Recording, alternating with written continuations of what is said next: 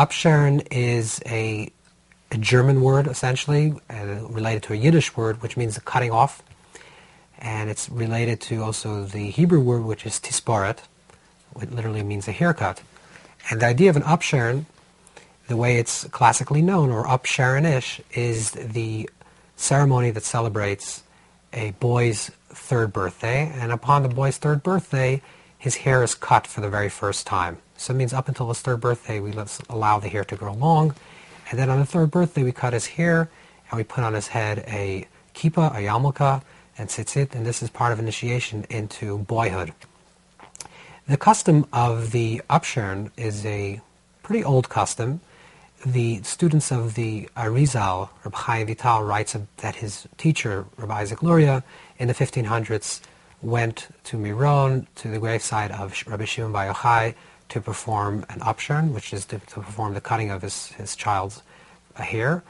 And he mentions that this is an older custom. We find this also that the Radbaz, or DovBer Ben Zimri, who was one of the teachers of the Ari, mentions this custom as well. So on the third birthday, they cut the child's hair. What's the significance of hair? Why do we allow hair to grow? And why on the third birthday? And why specifically a boy? And in generally, what is hair? What is the nature of hair? The Zohar says, and based on also a passage in the Talmud, that the hair contains mysteries upon mysteries, that there's something about innate spiritual quality in the hair. We see that hair plays an important role. There's male hair, and there's facial hair, and there's head hair, and there's other hair in other parts of the body, and there are differences with the male and female. Some hair has to be cut, some hair has to be long. There's Nazarites who go with their hair very long. There's the Levites who cut their hair completely.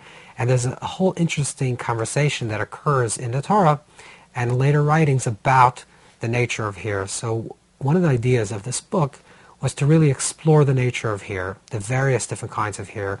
What is male hair, masculine hair? What is head hair? What is facial hair? What is a beard hair? What is female hair?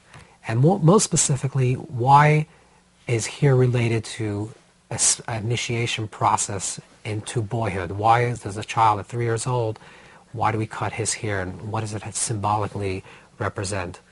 And this is what the book explores, the nature of hair, the nature of the upsherin, and actually also gives a detailed description of what essentially is the celebration of the boy's first haircut, how do we celebrate it, the different blessings and passages that we say, and how we should actually create a proper upsherin experience.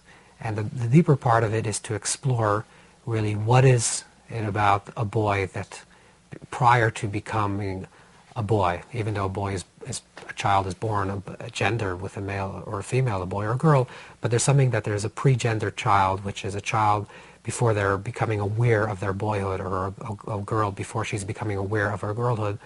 There's something about the child that is pre-gender, and therefore we let the child grow wild or just be without any discipline. And then the idea of making the upsherin, of cutting the hair, essentially is to tame that wildness of hair, which hair represents, and to create payos. Payos is the sideburns, the side hair that is left in the two parts of the head, which is symbolic of the idea of peah is an numeric value of the word Elokim, judgment and din and restriction. We're telling the child that you had your terrible twos and you were just out of control, which was good. That was the universe of chaos and confusion, the world of Tohu.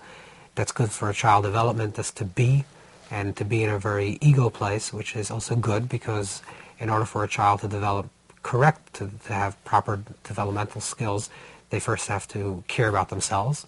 And once they start becoming more into maturity, they have to start learning how to share and how to transcend their immediate ego. And this is some of the experiences that we have to go through with a boy, and more specifically because a girl is more connected with her mother, and therefore she doesn't have this separation idea as a separation anxiety or separation idea as a male. And this is some of the things that the book explores. It's a really exciting book because it's the first time that an in-depth analysis is not just in the practices of the upsherin, but actually giving an understanding of why we do the upsherin and what is the idea of a hair and why specifically do we cut the hair at the third birthday.